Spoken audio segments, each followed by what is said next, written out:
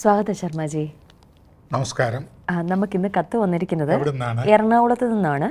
മനോജാണ് കത്ത് അയച്ചിരിക്കുന്നത്.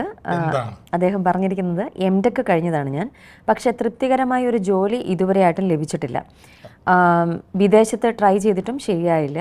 കൂടെ പഠിച്ചവരെല്ലാം നല്ല നിലയിലായി, ഞാൻ മാത്രമാണ് ഇങ്ങനെ ആയത്.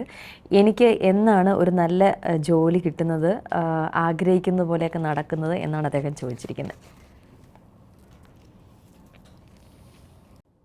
ഇദ്ദേഹത്തിൻ്റെ ജനിച്ച ലഗ്നം കർമ്മസ്ഥാനത്തേക്കുള്ള മറ്റ് ഗ്രഹങ്ങളുടെ ദൃഷ്ടി എല്ലാം വെച്ച് പൊതുവായി നോക്കുമ്പോൾ ഇദ്ദേഹത്തിന് സഞ്ചരിച്ചു കൊണ്ടുള്ള തൊഴിൽ, സഞ്ചാരവുമായി ബന്ധപ്പെട്ട മേഖല, ഇതൊക്കെയായിരിക്കും ബഹുഭൂരിപക്ഷം. ഒരാളുടെ ജീവിതത്തിൽ പല തൊഴിൽ മേഖലകളിൽ ഏർപ്പെടാം. പ്രത്യേകിച്ച് സർക്കാർ ജോലിക്കാർക്കും അതുപോലെയുള്ളവർക്കൊക്കെ ചിലപ്പോൾ ഒരു തൊഴിലായിരിക്കും പറയുന്നത്. എന്നാൽ പോലും പെൻഷൻ പറ്റിയതിന് ശേഷം മറ്റ് തൊഴിൽ മേഖലകളിലൊക്കെ ഏർപ്പെടുന്നവരുണ്ട്. എന്നാലും പ്രധാനമായിട്ട് ഗവൺമെൻറ് ജോലിക്കാർക്ക് ഒരു തൊഴിൽ അല്ലെ രണ്ട് തൊഴിലൊക്കെയാണ് പറയുന്നത്.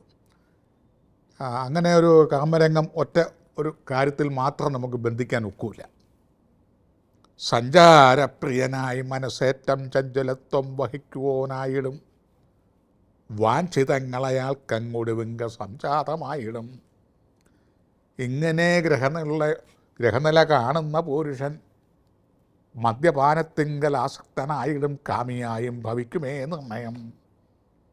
സഞ്ചാരപ്രിയനായി, അതായത് കൂടുതൽ സഞ്ചരിക്കുന്ന ട്രാവൽ ഏജൻസി, അതുപോലെ വാഹനങ്ങളൊക്കെ എടുത്ത് ആളുകളെ കയറ്റി ലക്ഷ്യസ്ഥാനത്തെത്തിക്കുക, തിരിച്ചു കൊണ്ടുവരിക.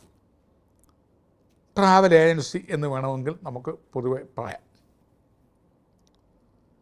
ഇത്തരം ട്രാവൽ ഏജൻസികളൊക്കെ നടത്തുകയും കൂടുതൽ സഞ്ചാരം പ്രിയനായി തീരുകയും സഞ്ചരിക്കുന്ന ഉദ്യോഗമായി തീരുകയും മനസ്സേറ്റം ചഞ്ചലത്വം വഹിക്കുവാനായിടും. അത് കുഴപ്പമാണ്.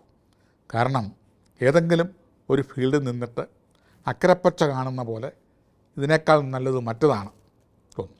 അവിടെ ചെന്ന് കഴിയുമ്പോൾ ഇതിനേക്കാൾ നല്ലത് പഴയത് തന്നെയായിരുന്നു, അല്ലെങ്കിൽ വേറെയാണ്.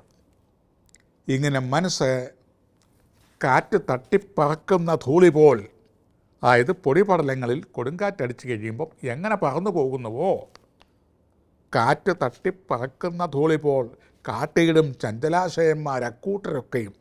അങ്ങനെ ചഞ്ചലചിത്തന്മാരായിരിക്കുന്ന ആളുകളാണ് ഈ ഗ്രഹനിലയിൽ കാണുന്നത്. പ്രധാന ഗ്രഹങ്ങളെല്ലാം ചരരാശിയിലാണ്. ചരം എന്ന് വെച്ചാൽ സഞ്ചരിക്കുന്നത്, സ്ഥിരം എന്ന് വെച്ചാൽ സഞ്ചരിക്കാത്തത്. അങ്ങനെ ചരരാശിയിൽ കർമ്മസ്ഥാനവും പ്രധാന ഗ്രഹങ്ങളും യോഗഗ്രഹങ്ങളും ഒക്കെ നിൽക്കുന്നത് കൊണ്ട് സഞ്ചാരപ്രിയനായിരിക്കും, മനസ്സേറ്റം ചഞ്ചലത്വം വഹിക്കുവാനായിടും, വാഞ്ചിതങ്ങൾ, അതായത് ആഗ്രഹങ്ങളും അഭിലാഷങ്ങളും അങ്ങ് ഒടുവിങ്ക സംജാതമായിടും. ഇങ്ങനെ ഗ്രഹനിലയുള്ള ഒരു മനുഷ്യൻ, ഇപ്രകാരം ഗ്രഹനിലയുള്ള മനുഷ്യൻ മദ്യപാനത്തിങ്കൽ ആസക്തനായിടും.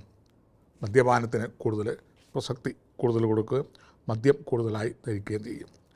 കാമിയായും ഭവിക്കുമേ നിർണയം. ഇല്ലാത്ത ദുശീലങ്ങളെല്ലാം ഉണ്ടാകുകയും വലിയ വലിയ ആഗ്രഹങ്ങൾ നടത്താൻ വേണ്ടി മാത്രം അവരാഗ്രഹിക്കുകയും ഇഷ്ടപ്പെടുകയൊക്കെ ചെയ്യുന്നു. എന്നാൽ തൻ്റെ കയ്യിൽ ഉള്ള കഴിവനുസരിച്ച് തൻ്റെ കൊക്കിലൊതുങ്ങുന്ന മാത്രം ആഗ്രഹിച്ചാൽ പോരാ. വലിയ വലിയ കാര്യങ്ങൾ കയ്യിൽ ലഭിക്കുന്ന ധനങ്ങൾ കൊണ്ട് കൂടുതലും മധുമദ്യം മുതലായ അങ്ങനെ ആരോലപനായിട്ട് അങ്ങനെ രസിച്ചു കയ്യിലുള്ള ധനങ്ങളെല്ലാം തീർക്കുന്നു. ഇങ്ങനെയുള്ള ഒരു ദോഷവും കൂടെ ഈ ഗ്രഹനിലയിൽ കാണുന്നുണ്ട്. അതുകൊണ്ട് മദ്യം, ചൂതുകളി, വലിയ ഉയർന്ന ആഗ്രഹങ്ങൾ, ഇങ്ങനെയുള്ളതൊക്കെ ഒഴിവാക്കി അവനവന് പറ്റുന്ന സാഹചര്യങ്ങളനുസരിച്ചുള്ള ജീവിക്കുക, ട്രാവൽ ഏജൻസി നടത്തുക, അതുമായി ബന്ധപ്പെട്ട് ജീവിതം നന്നായി വരും എന്ന് കാണുക. ഒരിക്കലും മദ്യം അതുപോലെയുള്ള കാര്യങ്ങൾ, മയക്കുമരുന്നുകൾ ഒന്നും ഉപയോഗിക്കാതിരിക്കുക. വലിയ വലിയ ആഗ്രഹങ്ങൾ ലഘൂകരിപ്പിക്കുക. അവനവൻ്റെ പ്രവൃത്തിക്കനുസരണമായിട്ടുള്ള ആഗ്രഹങ്ങളൊക്കെ ആകാവുള്ളൂ.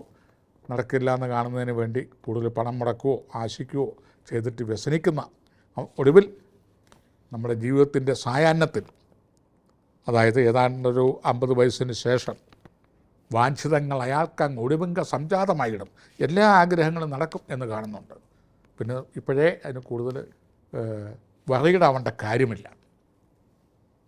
അങ്ങനെ മനസ്സേറ്റം ചഞ്ചലത്വം വഹിക്കുവാനായിട്ടും മനസ്സ് വളരെ വിഷമിച്ച് ഒരു തൊഴിലിലും ഉറച്ചു നിൽക്കാതെ പോകുന്നു എന്നാണ്. ഏതായാലും സഞ്ചരിക്കേണ്ട അല്ലെ സഞ്ചാരവുമായിട്ട് ബന്ധപ്പെട്ട ട്രാവലിംഗ് ഏജൻസിയൊക്കെ ആയിട്ട് ചെയ്യുക. മനസ്സിൻ്റെ സമനിലകൾ കുറേ കൂടെ ക്രോഡീകരിക്കുക, ഏകാഗ്രതയിലേക്ക് നീങ്ങുക. കിട്ടുന്ന ഇത് മതി. ലാസ്റ്റ് കുറച്ച് 50 വയസ്സിന് ശേഷം അന്ത്യകാലത്തിന് മുമ്പായിട്ട് ഉദ്ദേശിച്ചിരുന്ന സ്വപ്നം കണ്ടിരുന്ന സകല കാര്യങ്ങളും നടപടിയിൽ വന്നിരിക്കും. ചിലപ്പോൾ അവനോനോ ഭാര്യ മുഖാന്തരോ മകൾ മുഖാന്തരോ മകൻ മുഖാന്തരോ ഒക്കെ ആയിരിക്കും ആ ലക്ഷ്യത്തിലെത്തിച്ചേരുന്നത്. ഈ കുറേ കാലങ്ങൾ എല്ലാം വീടും വിറ്റ് സ്വർണവും വിറ്റ് വസ്തുക്കളും വിറ്റ് ജംഗമങ്ങളും വിറ്റ് കടവും കയറി ഒക്കെ പോകുന്നവർ അവസാനം മക്കൾ മുഖാന്തരോ മരുമക്കൾ മുഖാന്തരോ മക്കൾ മുഖാന്തരോ ഒക്കെ സുഖമായി ജീവിച്ച് കാണുന്നുണ്ട്. അവനവന് പറ്റാത്തത് മക്കളിലൂടെ സാധിക്കും. ഇങ്ങനെയൊക്കെ ഉള്ളൊരു രാശിയാണ് കാണുന്നത്. ഏതായിരുന്നാലും ഇതിന് ഇപ്പോൾ ഒരു അല്പം ഏതര ശനിക്കാലവും കൂടി ആയതുകൊണ്ട് ശനിയെ പ്രീതി വരുത്തി കൂടുക. അന്ത്യകാലത്തിൽ നല്ല ഫലങ്ങളൊക്കെ ഈ ജാതകനില കാണുന്നുണ്ട്. നന്ദി, നമസ്കാരം.